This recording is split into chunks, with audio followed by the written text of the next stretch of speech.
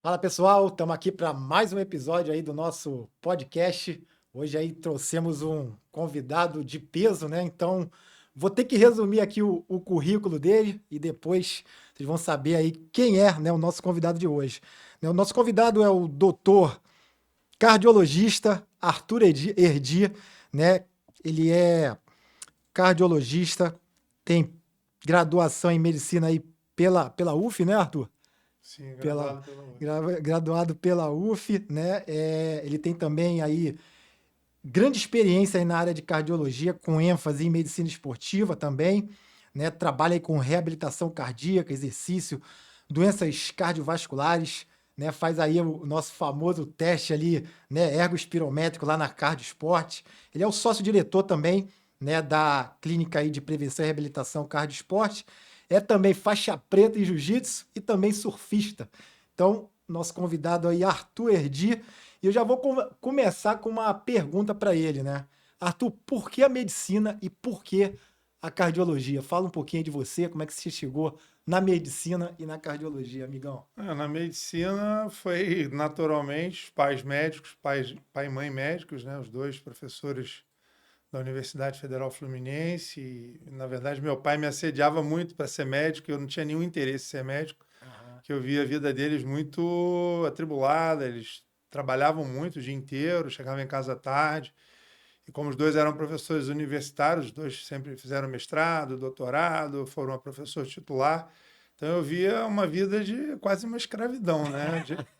De total dedicação, e eu achava que aquilo não cabia para mim, mas eu não entendia, né, a dedicação e tudo que estava sendo feito por eles. Mas acabou que quando chegou no vestibular eu pensei, vou tentar medicina. Não tinha assim uma convicção muito grande por outras coisas. E eu gostei muito da medicina, assim, é muito interessante, né? Você estudar o corpo humano, saber tudo o que acontece com a gente, como funcionam os órgãos. É um milagre, realmente, Legal. né? É uma coisa assim muito, muito interessante. Acho que qualquer ser humano se interessa em saber tudo isso. E aí a cardiologia, como uma das disciplinas, né? O meu pai é cirurgião cardíaco, a minha mãe Uhum. é cardiologista de criança, né? Cardiopediatra. Então acho que o coração já estava Já estava. um pouco na família. Eu me interessei pela área de cardiologia e depois da área, né, também do exercício do esporte. Acabei também fazendo medicina esportiva e hoje a gente atua, né, nessa interface entre a cardiologia preventiva e a medicina do esporte. Legal, legal. Falando em esporte, né, Arthur, antes da gente começar aí de falar de maneira mais técnica um pouquinho, né, para o pessoal ouvir, como é que, né, o surf chegou na tua vida? Chegou primeiro, depois o jiu-jitsu, outros esportes aí que você praticou, e como isso aí, né, acabou influenciando até mais aí na tua escolha, não só na cardiologia, mas principalmente na medicina esportiva, né, que é o que você atua aí atualmente. Eu, na verdade, desde sempre eu fui do esporte. Eu lembro estar treinando judô desde os 4 anos. Depois eu fui para o karatê, jogava bola, né? Como toda criança, acho que Aham, brasileira é. passa pelo futebol. Não era a minha paixão, mas jogava bola. Eu gostava bastante de luta, fiz karatê. E comecei a surfar com 9 anos de idade. Tinha um padrinho que surfava e depois meus irmãos todos vieram a surfar também. E a gente gostou muito do surf, assim, o surf foi um esporte que, nossa, tomou conta da nossa família, né? A família Herdi tem uma tradição aí né, dos meus irmãos É, terem sido grandes poentes aí do esporte. Hoje meu sobrinho, né, o sobrinho. Matheus, É. também teve o Alexandre, o pai do Matheus, o Guilherme. E eu competia também, o Joca também, que é outro irmão, são quatro, todos nós sempre fomos do esporte. E a gente, na verdade, assim, eu sempre vivia, né, o esporte, a academia, musculação, natação, nadei, competi também em natação. E aí, dando seguimento à luta, infelizmente o meu professor de karatê foi assassinado lá no Rio, né? Mais um problema assim que a gente sempre vive lá no Rio, perder É. alguém para violência e aí eu acabei conhecendo o Royler Gracie numa viagem de surf para o Peru quando eu tinha 19 anos e dali comecei então jiu-jitsu. E aí, então, depois dos meus 20 anos, eu fiquei com surf e jiu-jitsu. Uhum. Depois acabei me interessando por windsurf, kitesurf. Hoje, meus esportes de jiu-jitsu tive que parar depois da faixa preta em 2005. Ainda treinei mais alguns anos, mas é muita lesão. Acabei tendo que deixar o jiu-jitsu para continuar surfando. E aí continuo aí fazendo minha musculação regularmente. Uhum. surfando e um kitesurf também de vez em quando, que é outro esporte que eu gosto bastante. Legal, legal. Tudo ali ligado ao mar, né, Arthur? O mar aí ele tem uma grande conexão, né, com você, comigo também. Eu acho que essa proximidade com o mar, ela é muito importante. É justamente o que a gente vai até abordar no dia de hoje, né? Não só a gente está bem fisicamente, né, Arthur, mas mentalmente também. Eu acho que esse equilíbrio que a gente precisa ter na vida, né? Então a gente vai até conversar um pouquinho sobre isso. E eu vou trazer aqui no dia de hoje, pessoal, assim, esse bate-bola com o Arthur, na verdade são perguntas, dúvidas que trouxeram, né? O pessoal trouxe aí para mim, conversando. Às vezes a gente ouve ali algumas coisas ali mirabolantes ali que o pessoal, né, fala, né? E eu como profissional da educação física, o Arthur como cardiologista, hoje a gente vai falar numa linguagem aí tranquila, né, para todo mundo aí entender e aquilo, né, que principalmente, né, tá em voga e o que é mito, o que não é.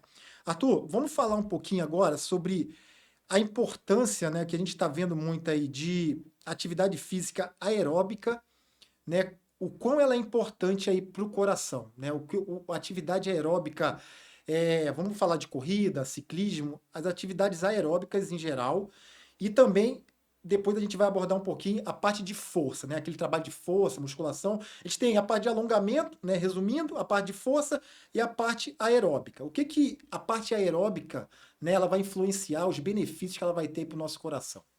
Nós somos, né, organismos aeróbicos, né, e o nosso funcionamento muscular, ele, né, se utiliza, né, do metabolismo aeróbico para a produção de energia. Então, a gente tem uma verdadeira usina de produção de energia através da utilização. Aeróbico vem do quê? Da utilização do oxigênio, né? Uhum. Esse oxigênio processado dentro das células junto com os nutrientes, né? Com a glicose, com a gordura e com a proteína, com os aminoácidos. Então, daí a gente produz a energia necessária para a nossa sobrevivência. E o que o metabolismo aeróbico precisa é de estímulo.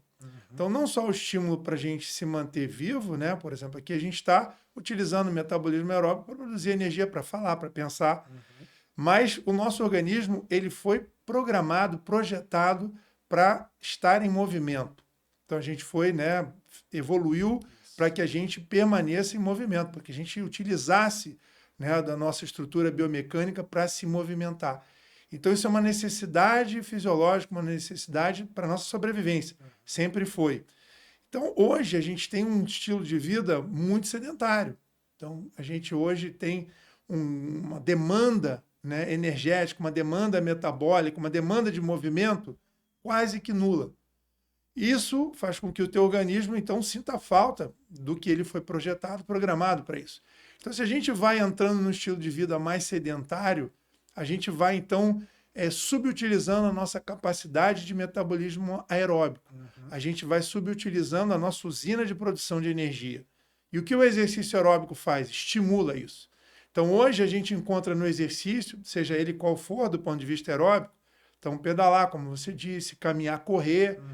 Ou seja, quanto mais o exercício você faz em termos de intensidade, uma duração, né, acima de meia hora, uma hora, quer dizer, que você tem um estímulo razoável, que você trabalha a tua potencialidade, né, da tua produção de energia através do sistema aeróbico, você está, então, otimizando o nosso sistema de produção de energia.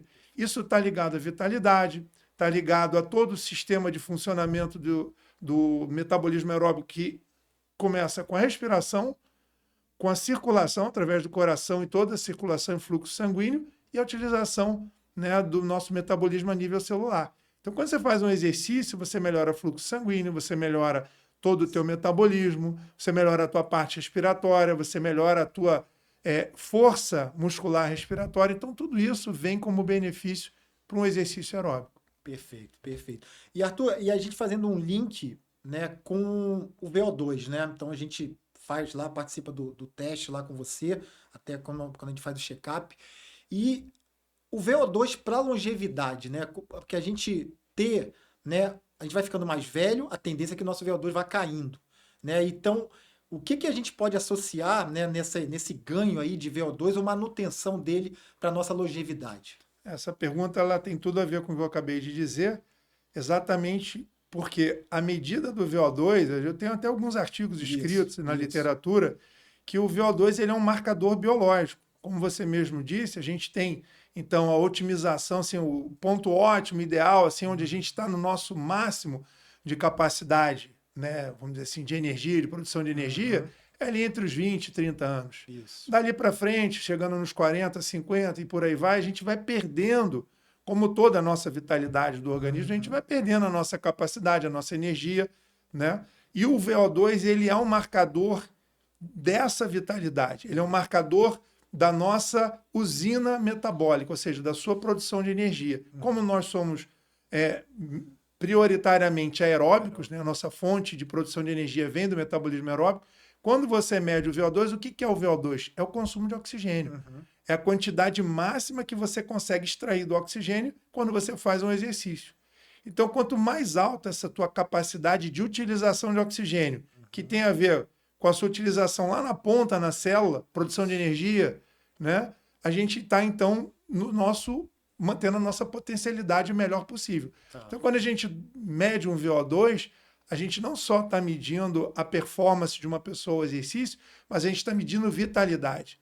E eu faço muito isso, às vezes mostro para as pessoas para sensibilizar, às vezes até alguns pacientes ficam um pouco chateados, que às vezes, por exemplo, você pega uma mulher ou um jovem ali de 20, 30 anos, e aí você mede o VO2 da pessoa, e eu tenho algumas publicações que a gente tem a faixa de VO2 para indivíduos sedentários e ativos, por faixa etária. A gente publicou isso já aí há mais de 10 anos. Então a gente tem um referencial da nossa população aqui do Brasil e aqui de Florianópolis. Quase 5 mil pessoas, um banco de dados bem interessante. E ali eu mostro para uma pessoa, por exemplo, de 30 anos, que o VO2 dela, ou seja, a sua capacidade de produção de energia, sua capacidade de utilização do oxigênio, que é o elemento fundamental para a vida do ser humano, ela está compatível com uma pessoa de 60 anos. Que isso. Então, isso mostra como que você perdeu, né, vamos dizer assim, naquele momento, potencialidade ou vitalidade em termos de idade biológica compatível com uma pessoa com o dobro da sua idade. O bom é que eu sempre falo, ó, tem uma notícia ruim e uma boa. A ruim é essa, a boa é que se você começar a fazer atividade física, você recupera isso. Então você rejuvenesce 30 anos em 6 meses. Basta que você volte a estimular a sua capacidade aeróbica através do exercício. Legal. Eu vou fazer até, né, dois parênteses aí, né, que o Arthur falou. Um deles é, né, quando eu vou fazer o teste lá, eu sempre também fico comparando. Eu tô com 47 anos e o Arthur sempre dá o feedback. Pô, Regis, manteve, melhorou um pouquinho, né? Eu acho que o último deu 58, 59, né? Então eu tenho um VO2 ali bom, né? Acho que para a minha faixa excelente. etária, excelente. Então, uma boa notícia, igual o Arthur falou, tem a má notícia e uma notícia, né, que é muito boa. A gente pode melhorar VO2, aí eu trazendo agora para minha área, com treinos específicos também. Exato. Não somente, né, a gente começar a treinar, mas existem treinos específicos, né? Tem treino de limiar, treino de VO2 que você melhora. Então, essa minha manutenção, até pequena melhora de VO2, é justamente como eu faço triatlon, é de fazer treinos específicos para manter o meu VO2, né? E também até melhorá-lo para que eu consiga render bem, etc. Então, não só para que a gente tenha qualidade de vida, né, Arthur, mas para a gente tenha performance também. Então, o VO2 ele está muito atrelado, o que o Arthur falou aí, né? A gente consegue, né, até otimizar ali pelos treinos específicos ali que a gente tem. E aí, Arthur, já vou fazer duas colocações, duas perguntas em uma, né? O que não só, né, os treinos aí que eu estou falando em VO2, mas para a gente melhorar essas funções. Digamos que chegou lá, né, um paciente, né, ou alguém que foi fazer um teste, e ele ali praticamente um sedentário. O que ele pode, além de fazer atividade física, logicamente, quanto tempo que ele vai melhorar essas funções cardíacas? Primeira pergunta, né? Ele é sedentário, foi lá, fez o teste, não tá legal, você parece uma pessoa, tem 30 anos, parece que tem 60, 70. Então, o que ele pode fazer, né, além de atividade física, tem outras coisas ali que ele pode implementar na vida dele. Quanto tempo que isso deve, né, vai demorar? E aí eu vou entrar já num outro ponto aqui, que é aquela pessoa que faz atividade, né, Arthur? No meu caso aqui, até que ponto isso pode ser saudável ou não saudável, né? Então, chega lá o paciente, né, fez o teste, ok, ele já começa a treinar, vai ter um tempo para melhorar. A gente vai responder essa pergunta. Depois disso, né, ele já está treinando, mas aí tá empolgado, né? Entra naquela empolgação que acontece muito, principalmente quem treina sem prescrição. Até que ponto isso aí pode ser saudável ali para o nosso coração, né? Treinar em demasia ou não? Vamos tentar É, responder isso aí. eu acho que esse treinar em demasia, eu acho melhor a gente tratar isso quando a gente estiver falando mais especificamente de atletas Perfeito. com um Perfeito. nível de performance muito grande. Tá. Por quê? Isso é uma preocupação, eu falo muito em congressos sobre alguns efeitos, né, às vezes até negativos, né, do excesso de treinamento, mas eu sempre deixo claro, por isso que eu estou marcando isso aqui agora. Quando a gente está falando sobre isso, a primeira pergunta, então, é para o cara que chegou ali que está mal. Isso. Então, para essa pessoa, a única preocupação que a gente tem é que ela faça um treinamento de preferência com um profissional. Porque, por exemplo, se o cara está com um condicionamento lá muito abaixo do que é o esperado para a idade dele, significa que ele é sedentário, que ele está muito tempo sem fazer atividade física e que muito provavelmente ele vai se beneficiar muito de ter uma orientação no profissional. Então, alguém que vai pegar ele, né, de um lado da estaca zero e vai colocar ele correndo uma meia maratona em um ano. É possível? Com certeza é possível. O salto é grande. E aí você vai falar para mim, poxa, mas esse cara mal estava caminhando, aí ele vai fazer uma meia maratona no ano que vem. Isso não pode prejudicar ele, não pode ser excessivo? Jamais. Do ponto de vista cardiológico, jamais isso vai se tornar, a não ser que ele tenha alguma doença e a gente desconheça. Tá. Mas quando ele faz uma avaliação cardiológica bem feita, um profissional, né, que tenha essa visão, né, de avaliar a pessoa e tentar identificar possíveis causas de algum tipo de, né, de uma eventualidade ali durante o exercício, a gente sempre faz essa avaliação de uma maneira muito mais assim completa, né? Principalmente quando você quer que essa pessoa faça um exercício de mais alta performance. Mas tirando isso, ela nunca vai ter o excesso de exercício. Porque é muito difícil você chegar nesse nível do excesso de exercício para um cidadão comum. Então a pessoa, poxa, às vezes eu recebo, poxa, eu corro 30 quilômetros por semana, faço 20 quilômetros por semana, eu faço 3 treinos de 5 quilômetros por semana, 4. É excessivo isso? Não, de jeito nenhum. Pô, mas eu já li, eu já ouvi falar que pode causar algum dano. Olha, não é nem perto do que realmente pode chegar num nível onde você começa a perceber algum dano ou algum tipo de excesso, né, de treino, de competição. Aí a gente pode entrar nesse assunto. Mas o indivíduo normal que sai ali, né, do zero para até correr quero vir aqui porque eu já recebi. Sou sedentário, mas o meu sonho é correr uma maratona. Aí eu fui lá no Regis, ele falou para mim que eu preciso passar para um cardiologista, porque eu preciso fazer uma avaliação inicial e é possível isso? Eles me perguntam, é possível isso, doutor? Eu consigo realizar esse sonho? Com certeza, com toda certeza. Se você não tem nenhuma doença gravíssima, até pessoas com doenças graves conseguem fazer, uma pessoa que não tenha, com certeza, desde que faça uma avaliação que deixa, né, a pessoa segura, a gente segura também. E o profissional de educação física, então, vai conseguir, né, como você fala mesmo, periodizar aquele treino, fazer com que ele saia ali, né, de um nível baixo para o nível médio para o nível alto, até um nível muito alto. Então, essa pessoa, ela não corre nenhum risco. Legal. Só algum problema ortopédico, outro aqui e ali, isso mas que eu ia falar agora. se você tem um profissional que acompanha, que orienta, isso acaba sendo minimizado. Legal, legal. Eu vou até corroborar com essa informação aí do Arthur, porque às vezes as pessoas confundem, né? E aí, um ano e meio, qual o tempo, né, necessário para correr uma maratona, uma meia maratona, né, saindo do zero?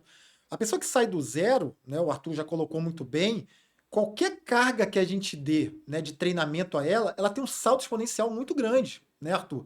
Muito grande mesmo, pessoal. Isso aí, né, eu tenho plataformas ali que a gente acompanha, né, tanto, né, com dados ali que a pessoa fez ali o treino e a gente consegue, né, acompanhar isso tudo. Então, a gente não pode confundir se ela vai ter, né, se ela não tem nenhuma doença cardíaca, alguma coisa ali, se ela está perfeita na caixa, vamos dizer assim. E o outro lado que o Arthur trouxe muito bem, a sobrecarga do treino que ela vai suportar. Por exemplo, se ela está acima do peso, né, Arthur? Eu não posso dar uma sobrecarga igual uma pessoa que está num peso ok. Então ela vai demorar um pouco mais para chegar para correr uma meia. De repente não vai ser um ano, vai ser um pouco mais. Então não pode ter essa confusão de ter um coração saudável e estar liberado para fazer atividade, né, até com cargas um pouco mais, né, intensas, e a pessoa demorar um pouquinho, porque ela vai ter que enxugar um pouquinho o peso, a gente tem que dar uma sobrecarga ali um pouco mais, né, moderada. Então é essa confusão que às vezes a pessoa coloca tudo no mesmo balaio, né, Arthur? Pô, a pessoa tá obesa, tá sem treinar e coloca no mesmo balaio. Não, eu tenho um ano, ou então eu tô treinando 30 km por semana. Não tem número mágico, né, pessoal? Os estudos falam, né, que depende muito do perfil do atleta. Se ele é um atleta iniciante, intermediário, né, já mais avançado. Até a gente adiantou aqui a pergunta, o Arthur já vai colocar, porque eu vou trazer justamente isso. Por que então, né, Arthur? Acontece, tem atletas bem treinados, pode acontecer até comigo, apesar de eu ter acompanhamento, né, com você ali periodicamente, mas o que acontece nesses atletas quando acontece um mal súbito, né? Eu vou te fazer essa pergunta, até com aquela anterior, linkando com aquela anterior.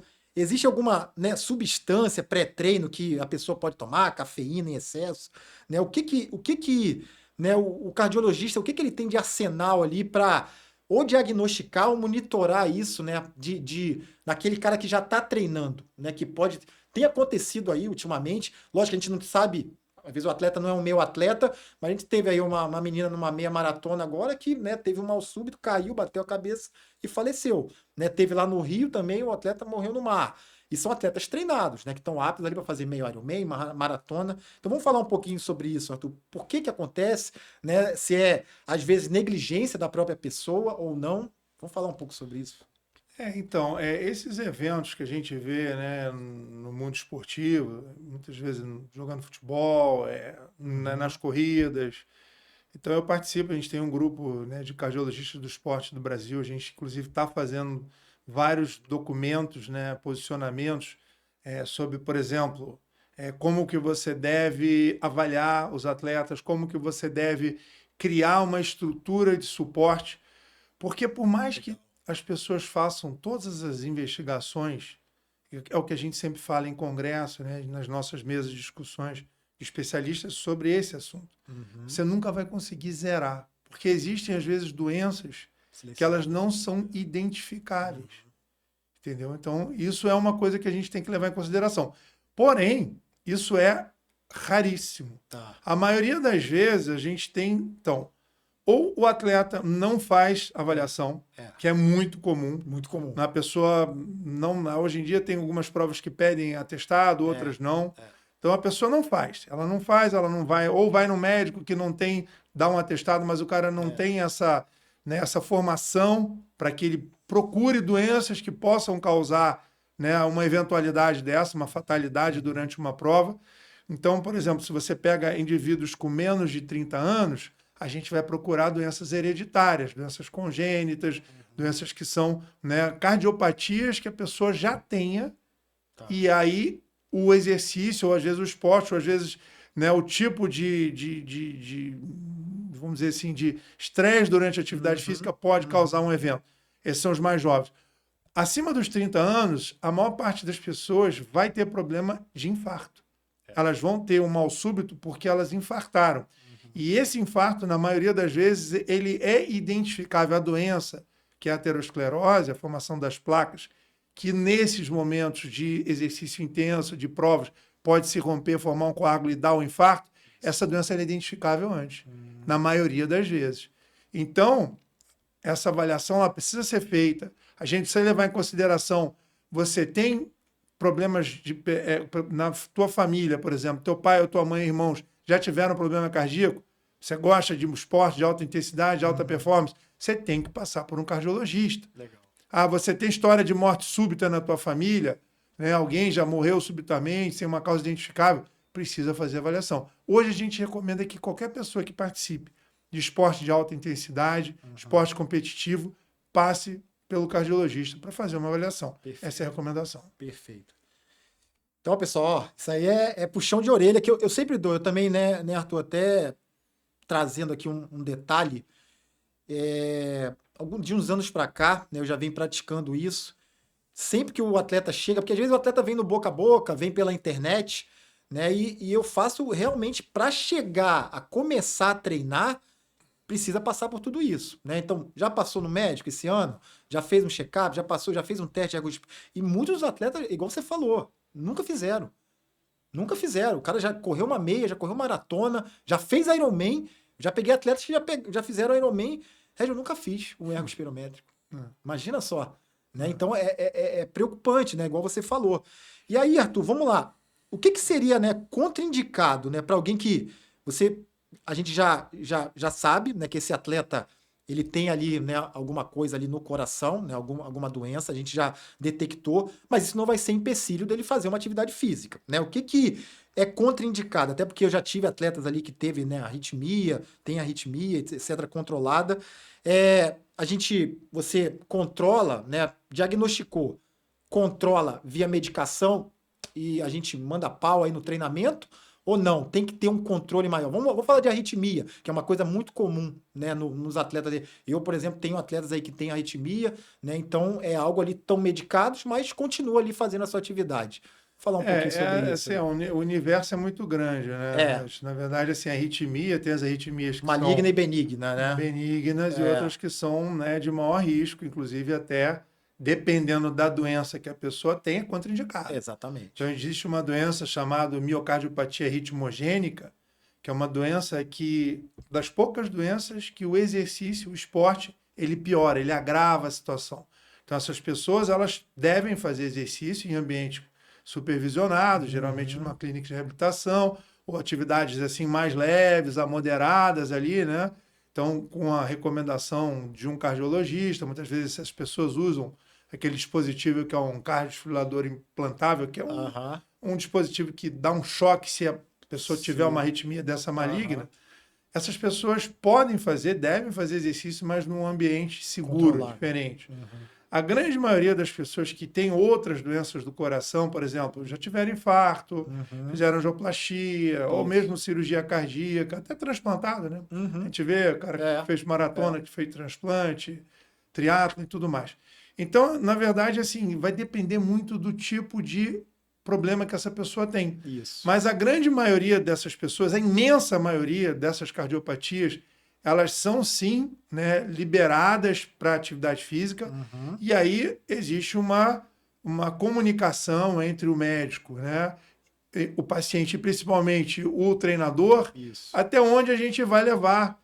Por exemplo, você faz um teste cardiopulmonar, o ergospirométrico, você sabe os limiares. Então, vamos trabalhar numa zona de mais, vamos dizer assim, de mais equilíbrio, de menos estresse, onde você tem uma intensidade mais controlável. E aí esse cara pode fazer uma maratona, ele pode fazer um triatlon. Ou seja, a gente não vai elevar o nível do exercício, da intensidade lá no limite o tempo todo de uma prova e vai fazer uma coisa num ambiente mais controlado. Então, isso tudo é possível. Aí vai depender de cada caso, de cada situação, entendeu? De arritmias benignas, malignas e do problema que a pessoa tem no coração. Mas, de uma maneira geral, a gente recomenda sempre para todo mundo exercício, sempre.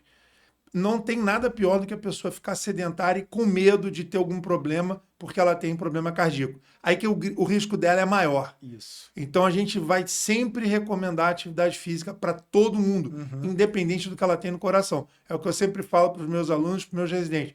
Se você não está mandando o teu paciente, o teu aluno, o seu paciente, né, que a gente está avaliando, para fazer exercício, é porque você está mandando ele para o hospital para internar, porque ele tem alguma coisa aguda que ele precisa ser tratado dentro de um hospital. Se não, esse cara está indo para casa, ele tem que fazer atividade física, até porque ele vai fazer, né? Ele vai subir escada, ele vai andar, ele vai em algum lugar, então ele já vai fazer exercício. Então, recomende atividade física para ele. E aí as intensidades vão depender de cada pessoa. Quanto mais ela fizer, melhor. Quanto mais ela tolerar, quanto mais for, né, o recomendado para essa pessoa, porque ela tem capacidade de fazer, maiores são os benefícios. Perfeito. E Arthur, até linkando com isso aí que você está falando, isso acaba se tornando até um problema de saúde pública, né? O sedentarismo, a obesidade. Você tem dados disso aí, alguma estatística, né, de como isso aí pode inchar, né, um sistema público, igual você está falando agora? Isso aí sim. Hoje, se a gente considerar em termos de prevalência, né, o sedentarismo hoje ele é a pior situação de saúde pública do mundo, no mundo inteiro. Porque o sedentarismo, ele propicia, né, ele favorece que as pessoas sejam sedentárias, né? desculpa, que elas sejam Sejam obesas, obesas, né? o sedentarismo. É. Então, você pega uma pessoa que não se mexe, que tem uma alimentação. Então, hoje, se você juntar a alimentação péssima que a gente tem hoje, extremamente calórica, pouco nutritiva, com sedentarismo, o que a gente está vendo? Que você perguntou, explosão de obesidade. Então, pessoas sedentárias e obesas, o perfil metabólico delas é péssimo, estado inflamatório aumentado dentro do seu organismo, maior chance de ter diabetes, de ter pressão alta, níveis de colesterol, triglicerídeos elevados. Então, a gente está ali com a bomba, né, com a receita da bomba. Então, hoje, sim, a gente deve combater, né? Então, saúde pública tem que ter um esforço muito grande para a gente aumentar as ciclovias, para a gente ter lugar para que as pessoas façam atividade física, essas academiazinhas de bairro ali, aquela coisinha que parece que não é nada, mas elas fazem um benefício muito grande. Às vezes tem pessoas né, que moram em lugares mais pobres, que não têm condição de, por exemplo, pagar uma academia, por mais barato que hoje a gente veja, várias academias aí, né, espalhadas pelo Brasil, mas elas vão ali e fazem alguma atividade, elas gostam e aquilo, só o fato da pessoa sair de casa e naquela academiazinha de bairro, fazer qualquer movimento e voltar para casa, pronto, essa pessoa já se movimentou, você já está tendo um grande ganho de saúde para essa pessoa. Perfeito. Então a gente tem que realmente estimular todas as políticas que façam as pessoas fazerem mais exercício, estimular uma alimentação mais saudável, principalmente favorecendo o alimento de verdade, né? Isso. Porque hoje o barato, o que é? Você tomar um refrigerante, comer um miojo, comer uma salsicha. Se você pegar o pobre hoje, a pessoa que tem, né, pouquíssima condição de se alimentar, é isso que ela come. Exatamente. O que tem de nutriente aí? Nada, só tem caloria e porcaria. Exatamente. Então, o Arthur acabou respondendo, né, até uma pergunta que eu ia fazer para ele, né? Como é que a gente pode fazer isso, né? Então, é justamente isso, né? Fazer a pessoa se movimentar, vai para casa, sobe escada, sai de casa, né? Igual ele falou, né, tem ciclovia, pode pedalar. Então, qualquer maneira, né, que os órgãos públicos coloquem, né?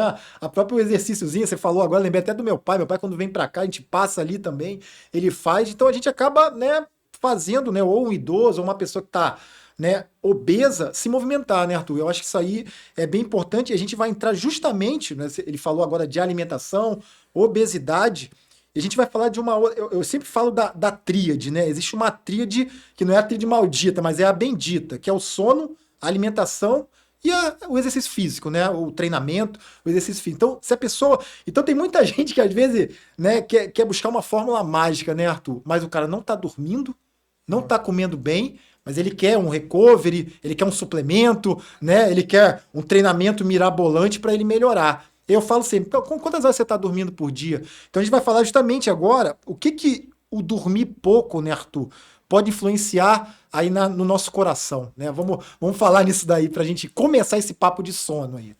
Lógico, o sono, você falou tudo, né? Eu sempre também uso esses 3 pilares, que eu acho que isso aí é a base, né, de uma boa saúde. Se você quer ter boa saúde, se você não está olhando para essas 3 coisas, vai ter problema. Você vai ter doença, você vai se sentir mal, você vai se sentir fraco, você vai se sentir sem energia, porque o exercício estimula, né? A alimentação fornece as fontes de energia para que o nosso organismo esteja apto, né, para que você desempenhe não só as suas funções psicológicas, mentais e físicas. E o sono, né? O sono ele repara.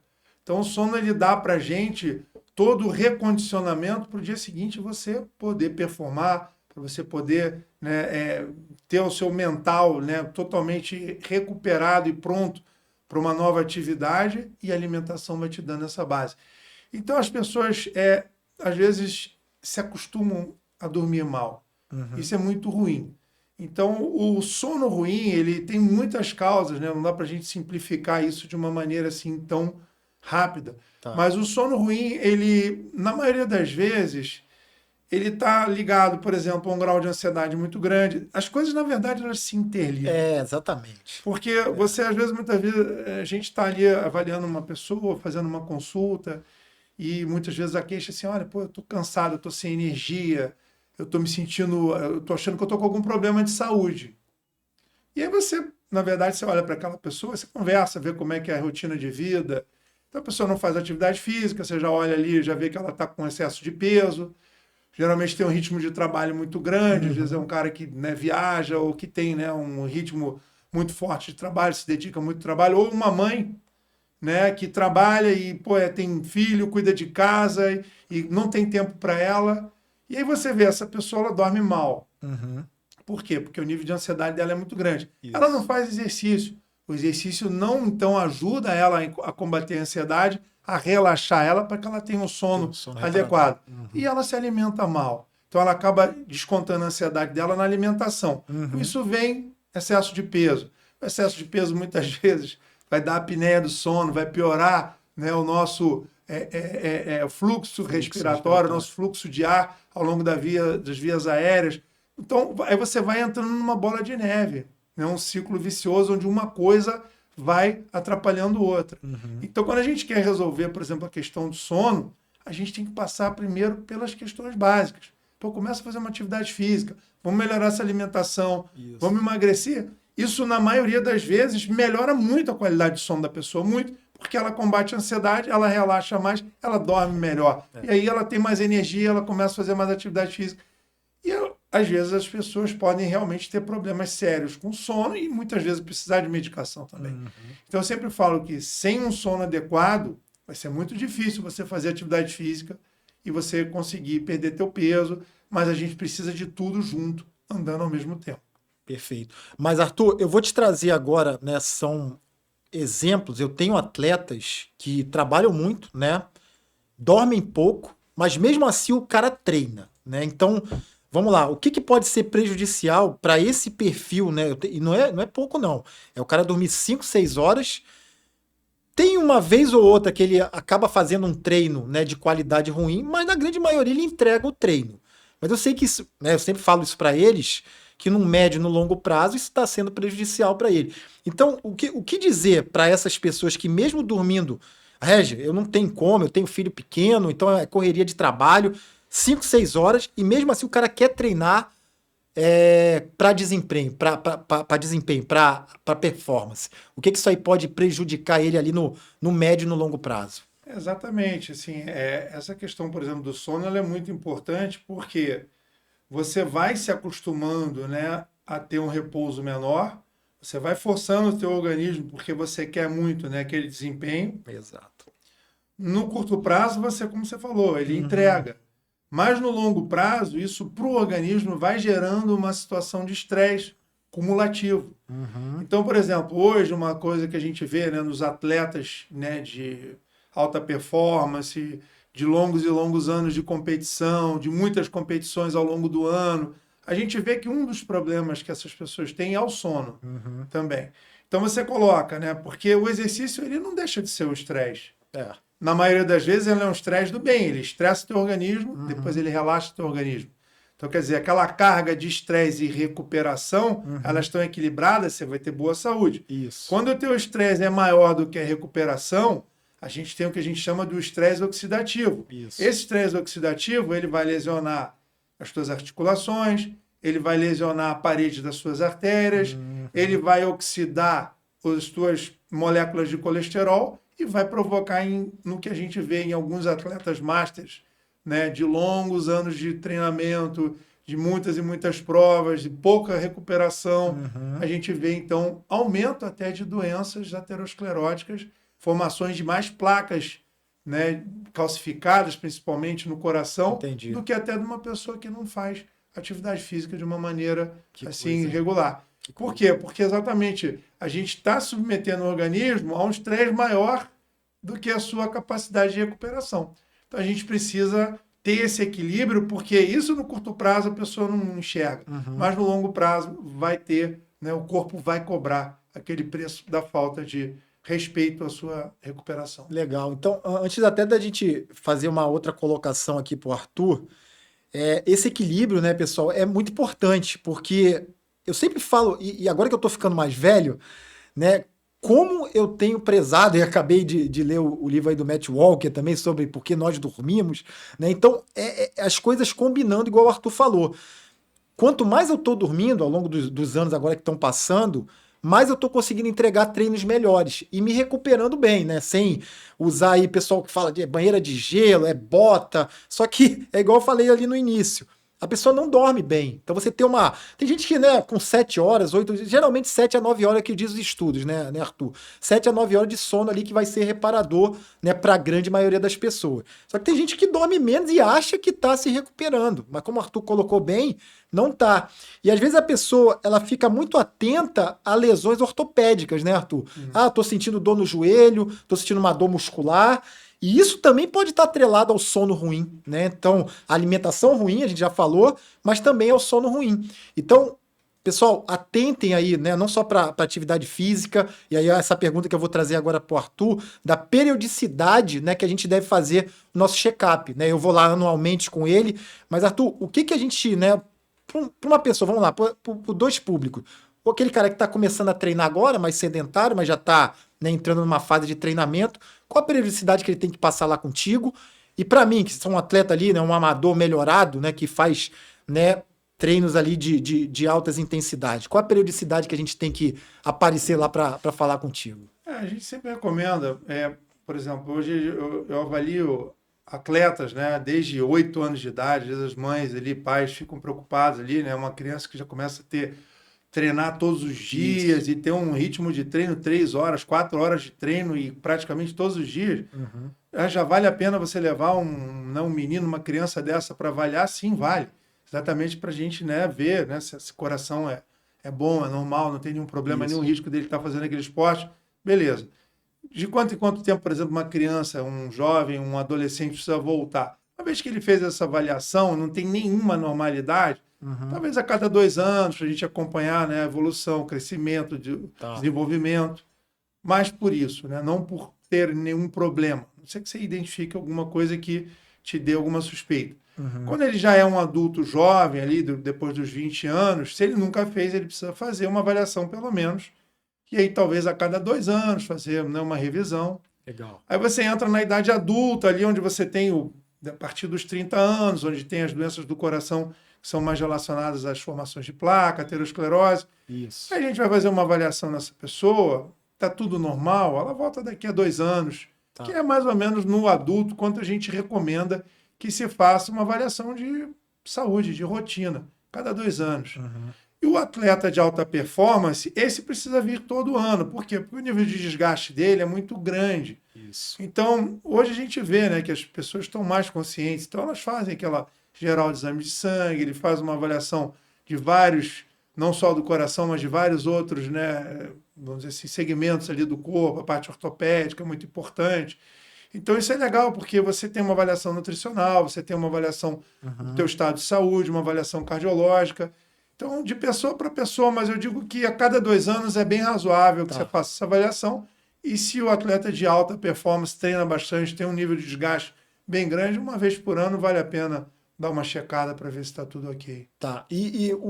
Aquele ergo espirométrico de esforço, Arthur, tanto a população, né, que está começando a treinar, é mais sedentária, deve fazer, ou somente para os atletas ali que deve fazer, ou você faz o acompanhamento ali só com, né, alguns outros exames, tipo um ultrassom, ou o teste clínico ali, ou a ergospirometria, ela é indicada somente para quem quer alta performance. Porque isso também é uma... Depois a gente vai chegar aqui no nosso último quadro, que é mito e verdade, mas a ergospirometria aí o pessoal não quer fazer, porque sabe que vai ter que sofrer, vai ter que entregar ali um bom teste ali, até para a gente ter os parâmetros ali, Na né? verdade, assim, a gente, dentro da cardiologia, a gente sempre utilizou o teste de esforço, que é uma forma de você testar o coração em movimento, né? Quando realmente você precisa que ele, né, faça a sua atividade ali, né, a sua performance do coração no nível mais alto possível.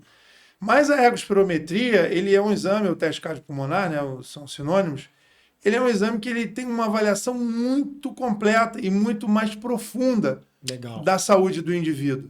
Então, ele, como avaliação funcional, avaliação, né, da capacidade física, como uma avaliação da vitalidade, hoje ele é um exame fundamental. Isso. Porque você vai ali, você vai ser testado para saber como está a sua condição de saúde em relação à coisa mais importante que tem, a sua produção de energia através da utilização de oxigênio, que foi onde a gente começou o nosso bate-papo.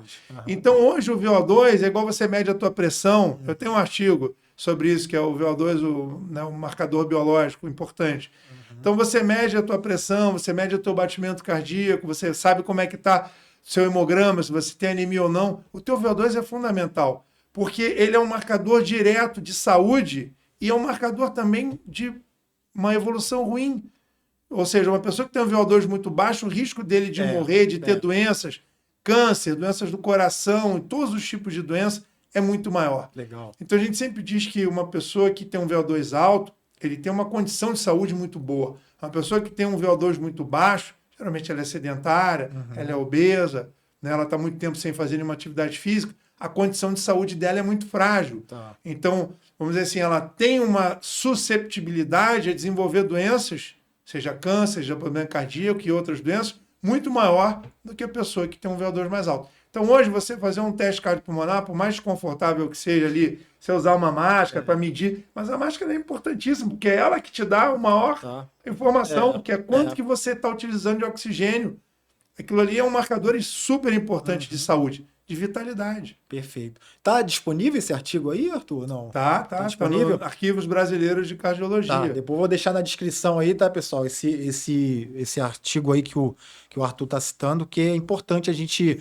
E esse teste, né, pra gente, ele como cardiologista e para mim que sou treinador, ele é muito importante, gente, porque a gente vai ter parâmetros ali que são fisiológicos, né? Então a gente vai pegar, né, e trabalhar dentro daquelas zonas, né? Uma zona mais baixa, uma zona moderada, zona de limiar, zona de VO2, né, Arthur?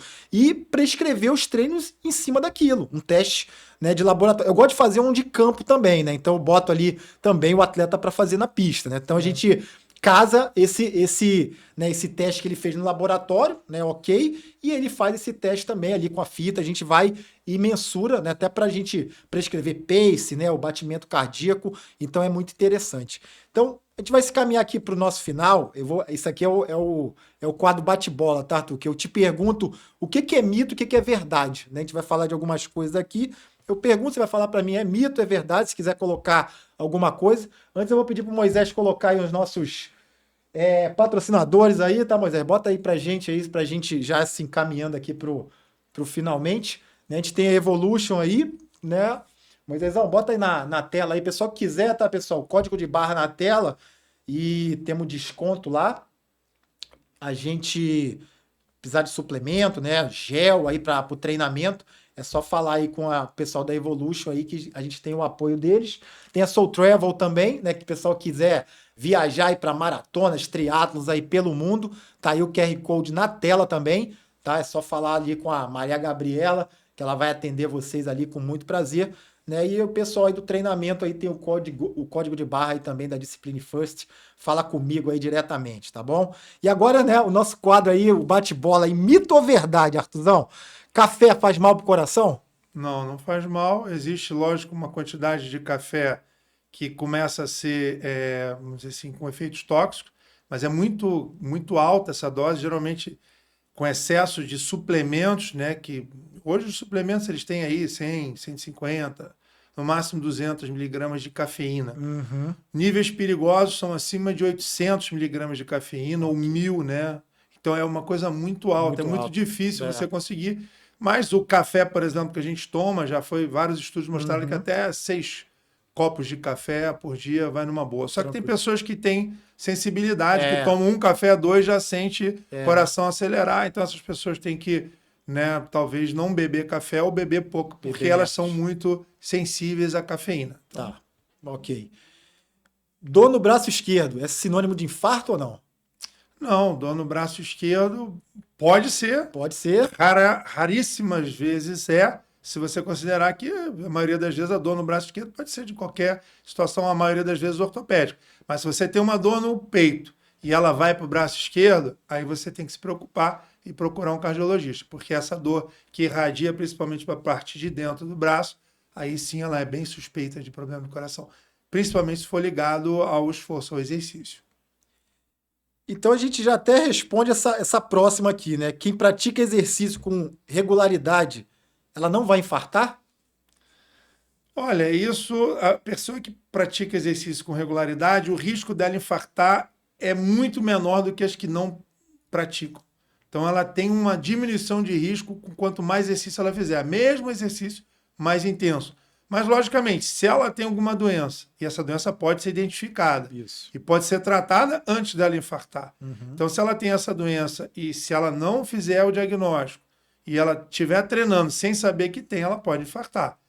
Mas lembrando que ela faz exercício, a chance dela infartar é menor do que se ela não Diminui. fizesse. Ela mitiga, né, o Mas risco. a gente deve sempre, né, fazer essas avaliações, como a gente falou, para Tá, você não ter alguma coisa ali que você poderia evitar um infarto. legal. Essa daqui o pessoal vai gostar. Arthurzão, mito ou verdade? Vinho faz bem pro coração? Olha, para o coração, sim. Né? A gente sabe, principalmente, várias pesquisas mostrando que o vinho tinto, lógico, numa quantidade moderada ali, vou dizer 2 taças, no máximo 3, que não seja diariamente também, né? Para o coração ela é interessante, mas o excesso de álcool está ligado a doenças, por exemplo, como câncer, está ligado a doenças como problemas, né, gastrointestinais, está ligado a cirrose, né? Então é muito perigoso a gente estimular as pessoas a beber, mas a gente sabe que quem sabe beber com moderação e gosta de tomar um vinho ali no final de semana, não se passa, não ultrapassa 3 taças de vinho, ela está com uma proteção para o coração, sim. 3, esse aí é igual o cara do café, né? Não pode. Tem três taças de vinho, 3 cafezinhos. Tem gente que com meia taça já fica meio. Né, Arthur? Já não é uma. Vamos lá. Então, eu acho que essa aqui você já matou ali no início. A arritmia nem sempre ela é perigosa, então. Nem sempre mas são alguns. Até é legal a gente falar isso, né? O que deve levar, por exemplo, uma pessoa que está fazendo atividade física a procurar um cardiologista ou procurar atendimento médico? Se ela sente arritmia, ela sente que o coração dispara de uma maneira desproporcional, ou ela sente alguns batimentos diferentes, estranhos, né? Que ela percebe o coração batendo de uma maneira irregular ou acelerada, desproporcional ao exercício que ela está fazendo. Tá. Tem que procurar. Se ela sente uma dor no peito quando ela está fazendo alguma atividade, ou ela está treinando, ela sente que está sentindo uma dor, um peso, um aperto, ou que vai para o braço, que vem aqui para o pescoço, deve procurar. Ou se ela começa a ter um cansaço que ela não tinha antes. Então ela está acostumada ali a correr 5 km, 10 km, faz sempre num pace ali razoavelmente estável, Isso. ou ela começa a ter um cansaço, se ela começa a diminuir muito a performance de uma maneira assim, porque não foi porque dormiu mal, tal, ela começa a perceber queda de rendimento, também precisa procurar o médico. Um cansaço, né, que é excessivo, desproporcional. Arthur, uma coisa que o pessoal, foi uma pergunta que fizeram, tá? Tô só trazendo aqui. No frio, né, temperaturas mais frias, aumenta aí os casos de infarto ou não? De uma maneira sim, né? Você pode dizer que sim, que realmente nos períodos de inverno a gente tem uma maior incidência. Você pegar ali, né, a casuística, a estatística e casuística ali de internações, você vai ver que no inverno ela é maior. Por quê? Porque você tem também mais quadros respiratórios, porque nos dias mais frios as pressões tendem a se elevar mais.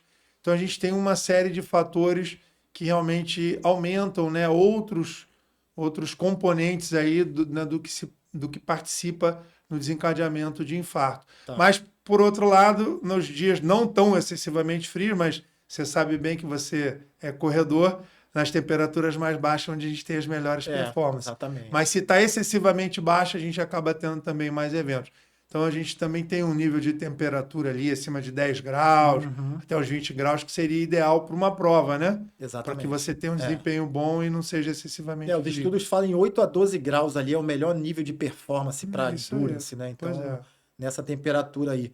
E Arthur, para a gente finalizar a última pergunta aqui, mulheres, né, elas têm menos risco de infarto do que os homens ou não? Tem. Elas, principalmente até, né, a menopausa, onde elas têm provavelmente um fator de proteção do estrogênio, né, da progesterona, ali, principalmente dessa combinação dos hormônios, a gente vê sim, né, e depois da menopausa, elas passam a ter um risco muito similar ao dos homens. Mas o que a gente vê hoje, né, as mulheres estão cada vez mais inseridas no mercado de trabalho, além de serem mães, né, ter uma dupla jornada que a gente chama, né, de mãe e de trabalhadora também, a gente vê realmente um aumento maior na incidência de infartos em mulheres mais jovens. Olha só, que coisa.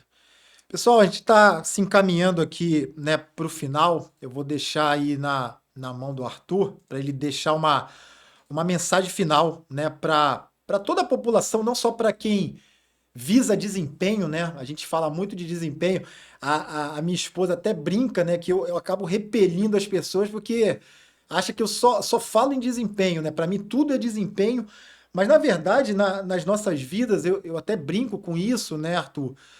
A gente visa desempenho em tudo que a gente faz, né? No nosso trabalho, no nosso relacionamento, né? No esporte que a gente pratica. Então, a gente quer desempenho, né, pessoal? Acho que até o final das nossas vidas é isso que a gente vai buscar, né? Mas não necessariamente somente, né, em performance esportiva, né? Mas por isso que eu falo em dormir bem, se alimentar bem, né? Ter cuidado aí com o nosso corpo, ter equilíbrio entre, né, mente e corpo. E aí eu vou deixar, né, que o Arthur dê uma mensagem final aí, tanto para o pessoal que está buscando desempenho, né, Arthur? E o pessoal aí que está, né, paradão, sedentário, assistindo muita TV, comendo mal, dormindo mal, né, para mudar essa chave aí. Arthurzão, tá contigo aí essa mensagem final aí para a turma aí. Exatamente, acho que a gente definiu bem assim a chave, o segredo simples da saúde, né? A gente precisa praticar exercício, algum tipo de exercício. A gente tem que melhorar a nossa alimentação porque ela está totalmente ligada à nossa saúde e ao surgimento de doenças. Sono é super importante. E se você vai começar uma atividade física, né? A gente fala muito sobre isso, né? Você falou em performance e ela é verdade, porque uma das coisas que a gente passa dentro da medicina a propagar é que o exercício ele é igual a um remédio e ele tem a dose certa. Isso. E se você consegue uma dosagem mais alta, o benefício vai ser maior. Então, performance sim, né? Dentro da possibilidade de cada um. Mas a gente tem que sempre não se acomode só com um pouquinho de atividade física. Tem que fazer cada vez mais, se desafie. De repente, busque talvez participar de uma prova, começa com 5 quilômetros, de repente tenta fazer um 10 quilômetros, quem sabe uma meia maratona ou até mais. Isso. Então é muito interessante que as pessoas saiam da zona de conforto, porque você só vai ter saúde se você fizer essas 3 coisas bem feitas. Ter uma atividade física sempre regular, ter uma boa alimentação, seu peso adequado e ter um bom descanso para que a gente tenha um novo dia com bastante disposição. Perfeito, irmão. Obrigado por ter vindo. Nada, Agradecido obrigado aí. pelo convite. Pessoal, obrigado aí. Vamos lá pro próximo episódio. Tchau, tchau. E aí, Moisésão?